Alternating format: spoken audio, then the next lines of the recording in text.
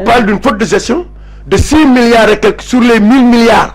Et encore ça, c'est la moitié encore des 6 milliards. Waaw mais ça dama lay expliquer rek c'est-à-dire au moins c'est-à-dire que yow da nga dem poursuivre waaw c'est-à-dire da nga poursuivre c'est-à-dire ñoom dafa am benn affaire bi ñuy def affaire bi xam nga lan mooy seen yoon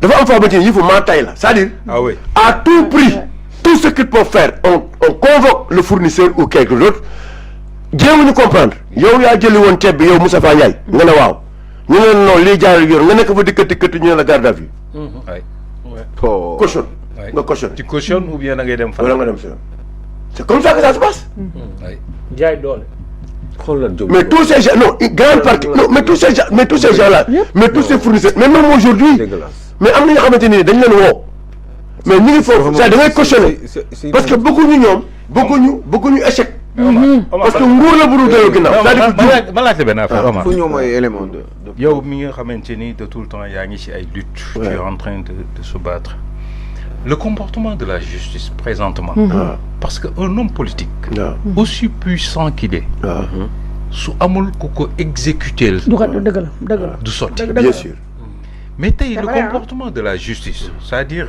un premier ministre bu taxaw ni man premier ministre su ma nee ministre de la justice jàppal diw ñemewu ko jàpp mooy choc bi nga wax danga am moo boo wax léegi choc ñu jàpp mais attention c'est mooy la wax ci choc bi xam nga foofu tamit il faut ñu lever benn équivoque muy lan ñun on est des intellectuels ñu ñuy toog ñëpp dugal ñëpp justice le parquet on ne peut pas même su fekkee ni composante la ci justice du justice bi le parquet c'est l'avocat de la société waaw parce que parquet bi ñi fiy jàpp ñi ñëpp parquet bi la mais xool leen entre le 24 mars ak tey lépp luy commande politique bi mu demee ci magistrat yi dañ ko fël waaw mais d'où l'importance li nit ñi doon wax naan un juge des libertés mais et couper le cordon qui existe entre le ministère et le parquet mais grand xam nga dafa am lu ma fi doon théoriser nit ñi diñ ci deful attention gars yi seen punition bi gën a mag mooy garde à vue ak retour de parquet parce que xam nañ ni boo demee flagrant délit yow tu seras libéré le soir. mais sauf boo tombé si benn magistrat. waaw non waaw am na magistrat boo xamante ne moom ku mës a tombé ak moom rek. waaw il s'arrangeait sax di renvoyer. bu bëggee teg kenn day renvoyer pour jël ko mu tombé jour bi muy jël audience. waaw kañ mais actuellement fondamentalement nga jël mu de.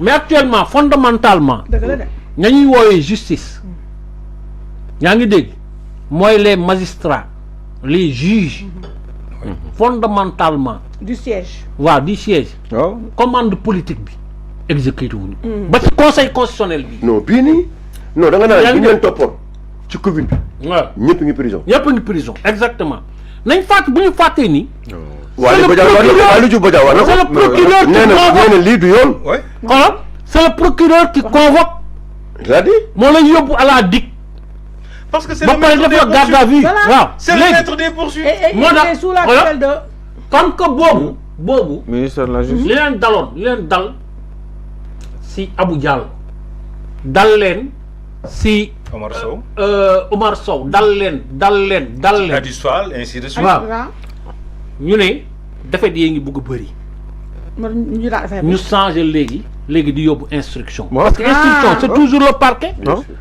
xam nga mënoo ñëw Abdou Nguer ñi Assane Diouf Abdou Nguer mais xoolal waaw instruction mais non quand même foo ko teg c'est-à-dire man si Abdou Nguer laa gisee et sans raison benn délit quelqu'un qui gifle le président Macron billahi wallahi en raffiné qui gifle le président Macron mu dem flagrant délit si biir témoignage yi mu def après ça mais mu ne je n'ai jamais été torturé tey boo ko defoon fii lu ñuy wax li ñuy njëkk visé mooy acte terroriste mais Doudou xam nga lu tax kenn du la yóbbu flagrant délit parce que s'il y a pas de délit flagrant dañuy bañ boo demee ñu libéré la mais y a pas de délit si Abdou Nguer laa gisee un délit deux auteurs principaux insistel foofu man daan naa un gis délit deux auteurs principaux te man daan naa gis dañ naan voilà qui mooy l'auteur principal. qui mooy complice am. man loolu laa daan gis. c'est-à-dire ñu ne waa ji ubbi woon Abdou Nguer Seul. moom mooy. kon TikTok ba moom mooy le coupable. mais Abdou Nguer dañ koy topp comme complice. loolu sax j'aurais pu comprendre. à la limite. mais nga jàpp ki tijji compte Abdou Nguer Seul. oui nga jàpp ko. pour diffusion de fausses nouvelles. mu wax li muy wax yëpp ah. mu leeral lépp mais malgré nga jàppee ko diffusion de fausses nouvelles. nga jàppee ko diffusion de fausses nouvelles. yóbbu instruction. Abdou Nguer ñëw pour le même délit. nga jàppee ko ci diffusion de fausses nouvelles aussi yóbbu instruction. ça n'existe ni. Un délit, deux auteurs, c'est pas mal. Oui, c'est pas mal, oui. C'est le magistrat instructeur qui m'a fait enquête, il prend tout son temps pendant 6 mois pour ensuite à la fin, qui m'a auteur principal, qui m'a comme ni def la job bu sima yi xam nga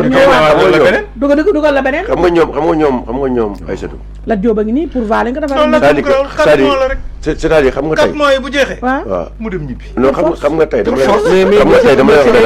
mais c'est pas normal xel mënu ko non tool quoi kilifa mais parce que c'est le pays des paradoxes li nga xamante ni li may wax tout le temps le corrupteur waaw celui qui dit qu'il est le corrupteur waaw entre et sort comme il veut. Celui qui se dit que ñu ne moom lañ corrompre.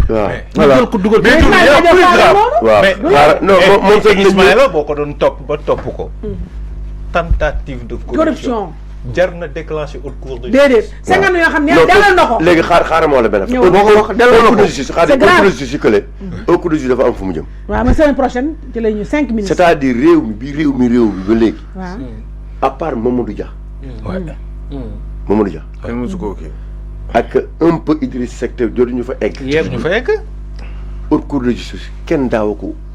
utile dëgg la du caaxaan. non dëgg la non daay fo.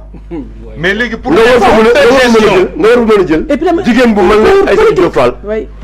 comme ministre boobu. Ndeye Saly nga nga fay yóbbu pour 44 millions. Faute de gestion. Faute de gestion. Faute de gestion. Omar, c'est grave. Tu déclenches la haute cour de justice pour des fautes de gestion. Pour des fautes de gestion. mais bi demal nga xool ñaata ngay dépensé ñaata ngay dépensé nga comparé ko ak 44 millions. waaw on a insisté sur la composition de la haute cour. oui non mais c'est-à-dire éminemment politique. non mais am na. attention yow ku xool l'ancien magistrat Abdou Aziz Ndaw. non kooku moom. ak haine bi muy Aliou incarné Aliou Ndaw haine bi muy incarné envers nëbbu ko ba mu dem ba le jour où Farba Ngom ñu convoqué ko. dafa mer génn. Farba ñu convoqué ko mu ñëw dans un premier temps. Le magistrat instructeur lui communique le dossier à ses avocats. Programme waat audition bi. Aliou Ndaw génn takk rajo yi nii c'est pas normal que magistrat bi waru ko woon bàyyi.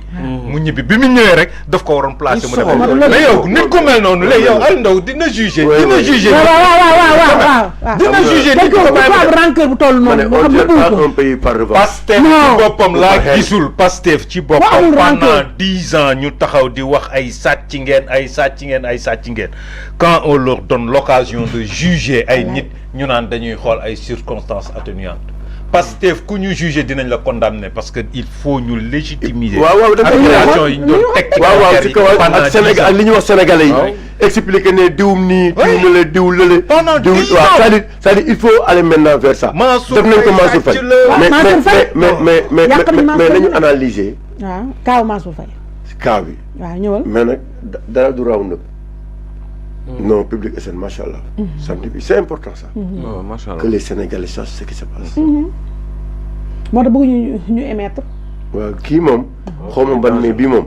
ce sera difficile pour gars yi. pour ñu yàqu. et j'invite les Sénégalais. ku ne même ñi àndul ak ñun sax na ngeen suivre rek. waaw nañ suivre rek nañ déglu rek ñoom. ñuy déglu lu ñuy wax. waaw nañ déglu rek ci réew mi la ñuy wax. waaw bu baax ñu analyser ñoom. waaw ñun génn ñu si réew mi. déedéet affaire réew mi déedéet.